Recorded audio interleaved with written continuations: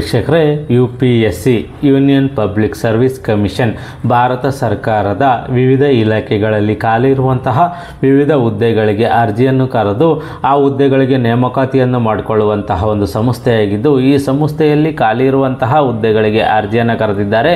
ಹಾಗಾದರೆ ಎಷ್ಟು ಹುದ್ದೆಗಳಿಗೆ ಅರ್ಜಿಯನ್ನು ಕರೆದಿದ್ದಾರೆ, ಎಜುಕೇಷನ್ ಏನಾಗಿರಬೇಕು, ವಯೋಮಿತಿ ಏನು, ಅಪ್ಲೈ ಮಾಡೋದು ಹೇಗೆ, ಸಂಪೂರ್ಣ ಮಾಹಿತಿ ನಿಮಗೆ ತಿಳಿಸ್ಕೊಡ್ತೀನಿ. ವಿಡಿಯೋ ಸ್ಕಿಪ್ ಮಾಡಿದಂಗೆ ಪೂರ್ತಿ ವಿಡಿಯೋವನ್ನು ನೋಡಿ.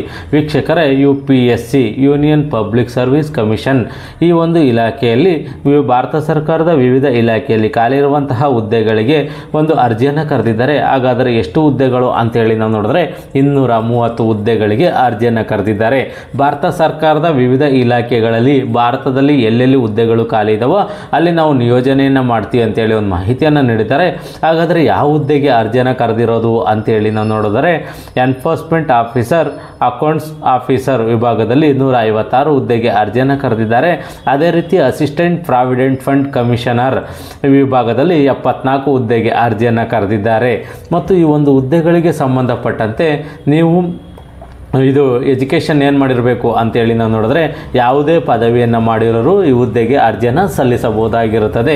ಸ್ಯಾಲ್ರಿ ಈ ಗೌರ್ಮೆಂಟ್ ರೂಲ್ ಪ್ರಕಾರ ಈ ಒಂದು ಹುದ್ದೆಗೆ ವೇತನವನ್ನು ನೀಡ್ತೀವಿ ಅಂತೇಳಿ ಒಂದು ಮಾಹಿತಿಯನ್ನು ನೀಡಿದ್ದಾರೆ.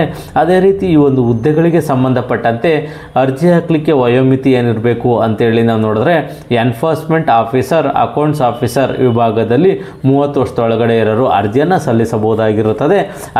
ಅಸಿಸ್ಟೆಂಟ್ ಪ್ರಾವಿಡೆಂಟ್ ಫಂಡ್ ಕಮಿಷನರ್ ವಿಭಾಗದಲ್ಲಿ 35 ವರ್ಷದೊಳಗಡೆ ಇರೋರು ಅರ್ಜಿಯನ್ನು ಸಲ್ಲಿಸಬಹುದಾಗಿರುತ್ತದೆ.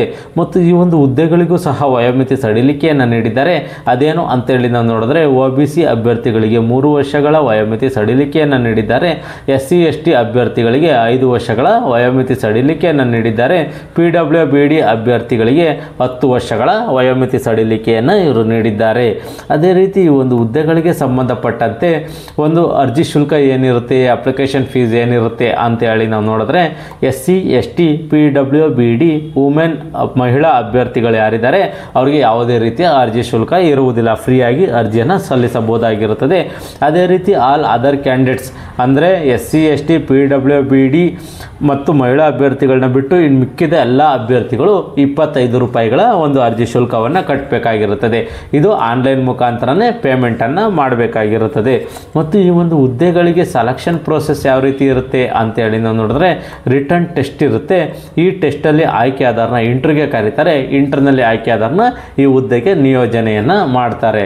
ಮತ್ತು ಈ ಒಂದು ಹುದ್ದೆಗಳಿಗೆ ಸಂಬಂಧಪಟ್ಟಂತೆ ಅರ್ಜಿಯನ್ನು ಸಲ್ಲಿಸಲಿಕ್ಕೆ ಆರಂಭಿಕ ದಿನಾಂಕ ಯಾವುದು, ಕೊನೆಯ ದಿನಾಂಕ ಯಾವುದು ಅಂತೇಳಿ ನಾವು ನೋಡಿದ್ರೆ ಆರಂಭಿಕ ದಿನಾಂಕ 29/7/2025 ಆರಂಭಿಕ ದಿನಾಂಕವಾಗಿರುತ್ತದೆ.